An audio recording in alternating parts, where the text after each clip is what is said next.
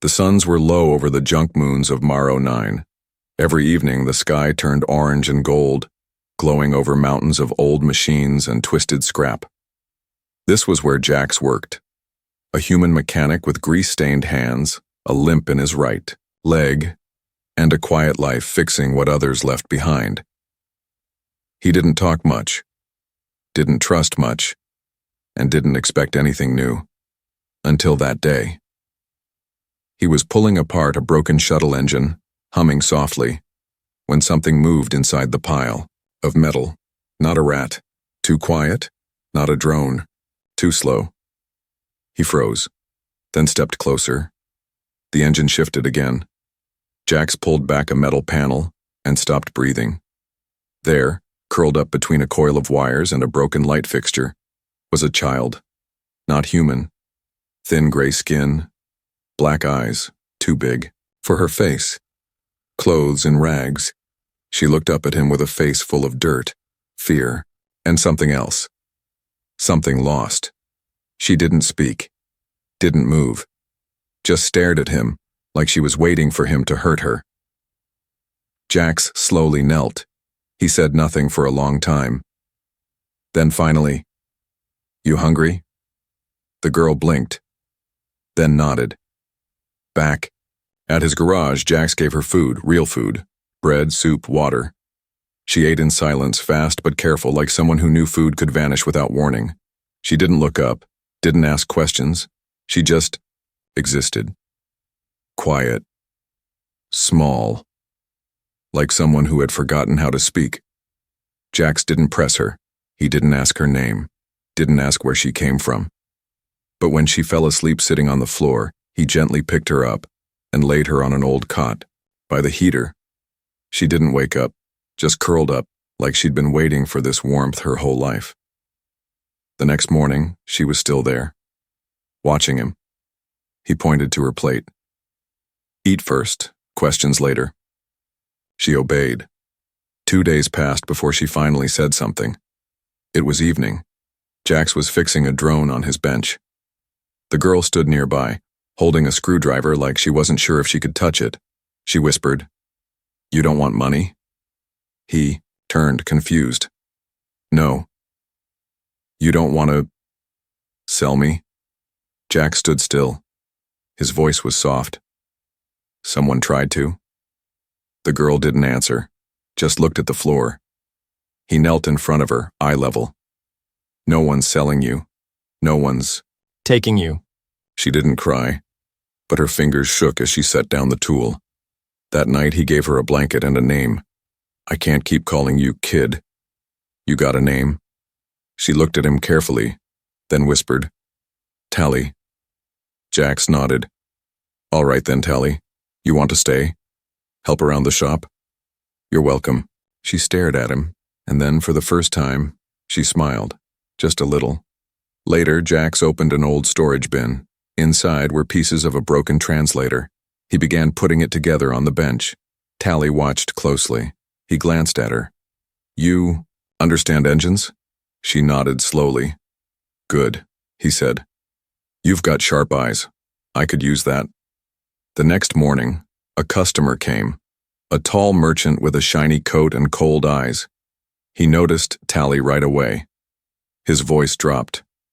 "You letting stray aliens in now, Jax?" Jax didn't flinch. "She's mine," he said. The man laughed. "Didn't know you adopted pets." Jax leaned forward. "Didn't know you were leaving already." The man left. Fast. Tally watched the whole thing. She looked up at Jax. "Why? Did you lie?" she asked. "I'm not yours." Jax wiped grease from his hands and shrugged. "Not yet." That night, as stars blinked above the junkyard, Tally sat beside the heater. She traced shapes on the floor with her finger and whispered to herself, "He didn't leave. He didn't sell me. Maybe I'm not trash." The days passed slowly, but warmly. Tally woke every morning before the suns. She swept the floor, sorted tools, watched Jax work with machines. His hands sure, steady, always careful. He never yelled, never hit, never told her to stay out of the way. Not once. One morning she tried to copy him. He was fixing a cargo drone's wing, so she grabbed a small set of bolts from the bin and began tightening a panel nearby. She worked in silence, trying to get it right. She wanted to make him proud. But the tool slipped, the bolt snapped, and a metal plate clattered to the floor. Loud, very loud. Tally froze. Her breath caught in her throat. Her whole body locked up. She stepped back fast and dropped the wrench, then backed against the wall, head low, eyes wide. Jax looked up. He didn't move, didn't speak for a second. Then, he set his own wrench down slowly. "Tally?" She didn't answer. Her small body trembled, hands shaking, like she was waiting for punishment. Jax stood, but didn't go near. He knelt instead, slow, quiet. "Hey," he said gently. "It's okay." Still she flinched. Jax lowered his voice more. "You're not in trouble." She peeked at him. He smiled. "You did good." Tally blinked. Tears welled in her eyes. "I broke it," she whispered. "So we fix it," Jax replied. "No. Back then when I broke something, they—" She stopped, bit her lip, looked away. Jax didn't ask who they were. He didn't need to. He reached over and picked up the dropped bolt, held it out to her. "Try again," he said. "You've got good hands." She stared at it, then slowly reached out, took it. That night, Jax made bread. It wasn't perfect, slightly burned on the edges, but warm and soft. He gave her the first piece. She held it in both hands like it was treasure. "Is this for me?" He nodded. "Made it for you." She looked confused. "Why?" "Because I want you to stay strong. You help. You work. You matter." Tally looked down, then whispered, "No one's ever made me anything before." Jax chuckled. "Get used to it, kid. This is how we do things around here." She ate slowly, carefully, chewing like she wanted to taste every second. After dinner, she helped him clean up. Then she picked up the small broken translator she had been watching him fix. Jax raised an eyebrow. "You want to work on that?" Tally nodded. "All right," he said. "But if you break it—" "I fix it," she said, finishing his sentence with a tiny smile. The next day, a traveler stopped by the garage, a tall alien with skin like polished brass and a long cloak of dark feathers. He noticed Tally, paused, then said in a slow, cold voice, "That mark on her shoulder, where did she get it?" Jack stepped forward. "Why do you care?" The traveler studied her longer, then leaned close and whispered, "That child is not just any stray." And with that, he walked away. Tally looked at Jax. He didn't ask her about the mark, didn't pressure her. He just said, "You don't have to tell me anything until you're ready." She nodded, then reached for the wrench again. And for the first time in her life, she didn't work because she was afraid. She worked because she wanted to. The days had become peaceful. Tally was smiling more now. She helped Jax fix shuttle doors, clean rust from solar panels, and polish broken ship parts like they were made of gold. She still moved carefully, but no longer like someone hiding. More like someone healing. But peace doesn't last forever, and past dawn, stay buried. It began with a visitor. The same tall alien with the feathered cloak returned. This time he brought a name. Ambassador Rel. "I serve the fallen houses of the Vayari bloodline." Jax narrowed his eyes. "You looking for a part? Or a problem?" Rel didn't smile. "I'm looking for a girl with a mark like this." He tapped a glowing symbol on his wrist display. It matched the faint shape burned into Tally's shoulder. Jack stepped in front of the door. "She's not for sale. I'm not here to buy her." Tally stepped out on her own. She had heard everything. Her voice was steady. "What do you want from me?" Rel turned. His voice lowered. "You should be dead." Jax moved between them, hand on his wrench. But Tally raised a hand. "It's okay." She walked forward, lifted her sleeve. "Let the mark show." a silver crest, faded, but still glowing faintly under her skin. Rel bowed his head. "I once served your mother," he said softly. "Then why did no one come for me?" she asked.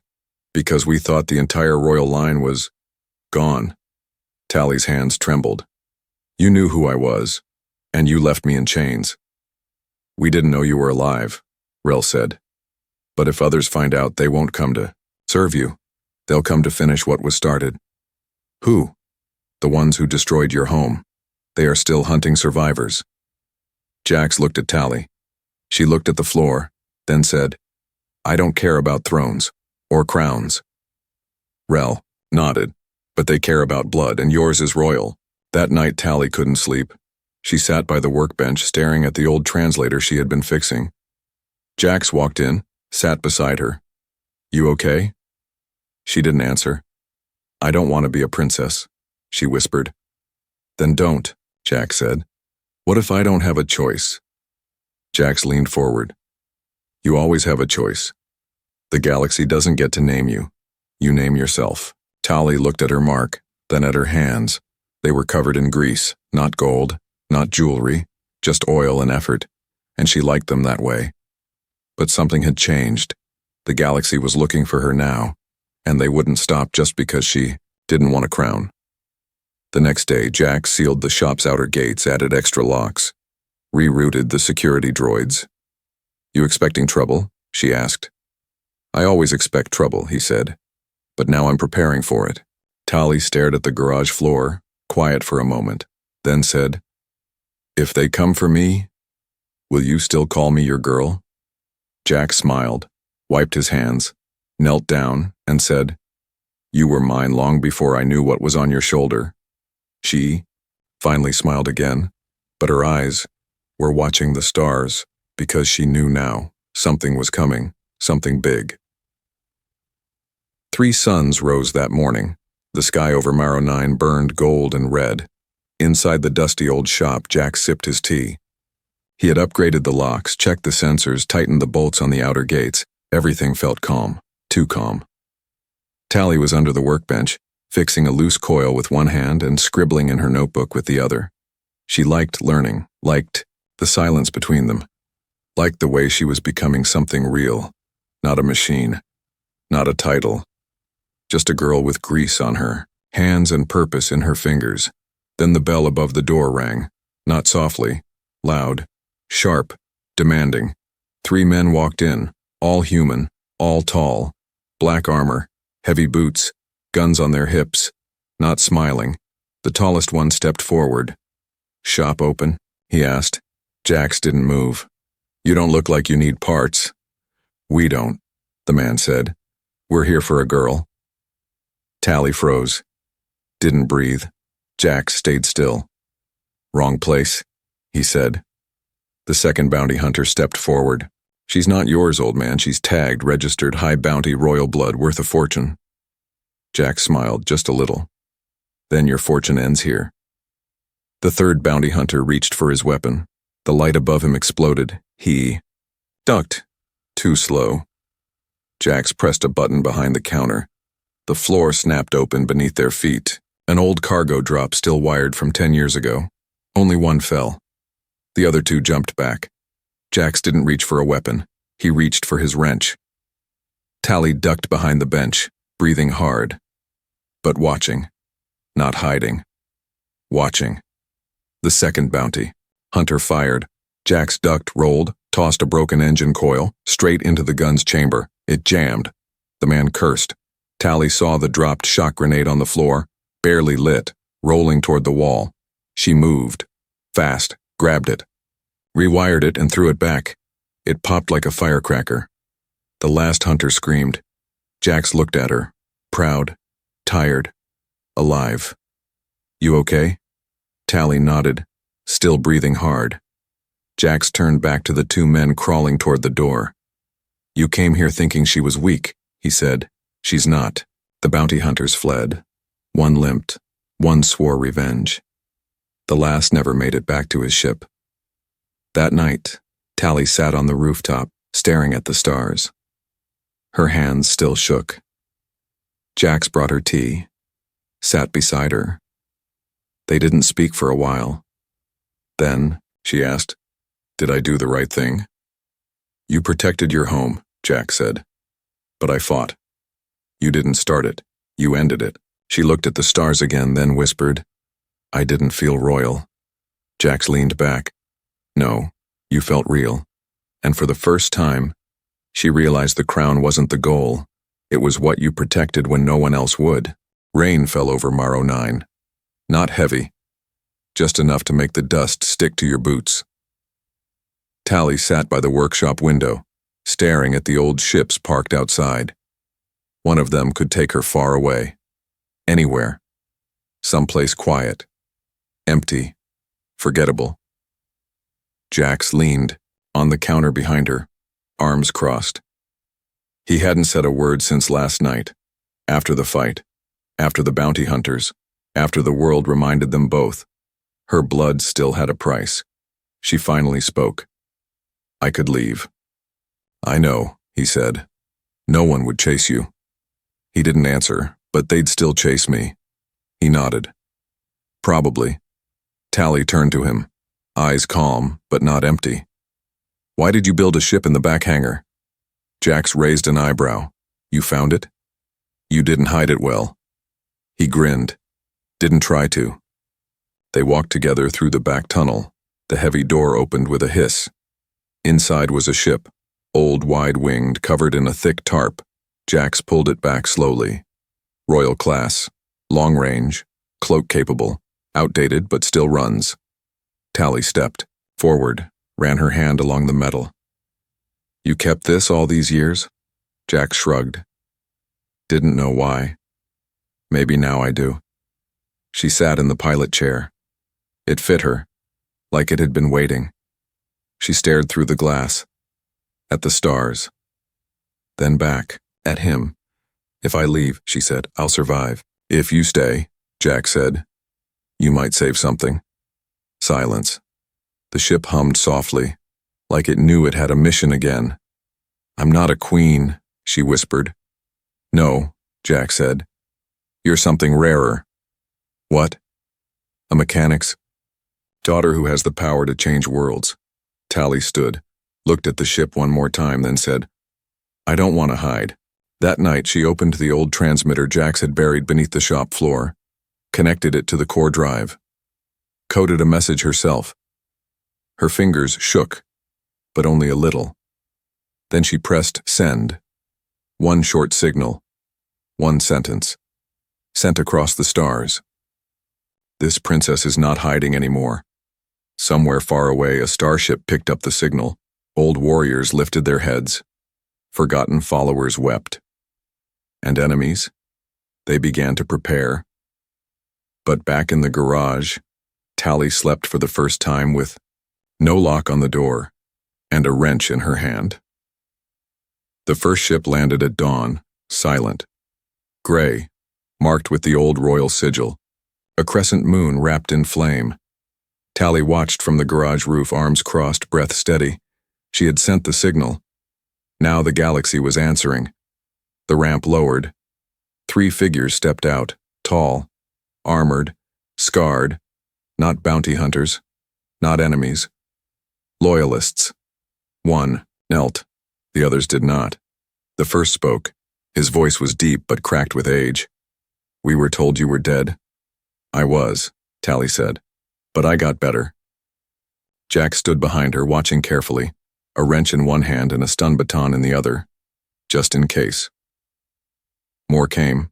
Ships arrived over the next week, one a day, refugees, old guards, silent messengers who bowed low and said, "Your Majesty," she corrected them.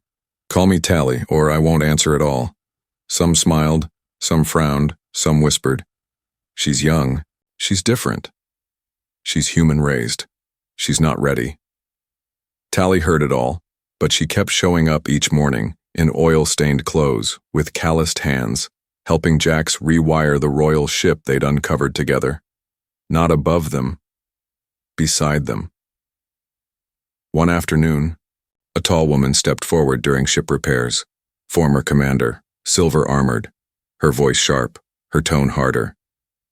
You speak well, child, but speeches won't hold a throne. Tally looked at her unblinking.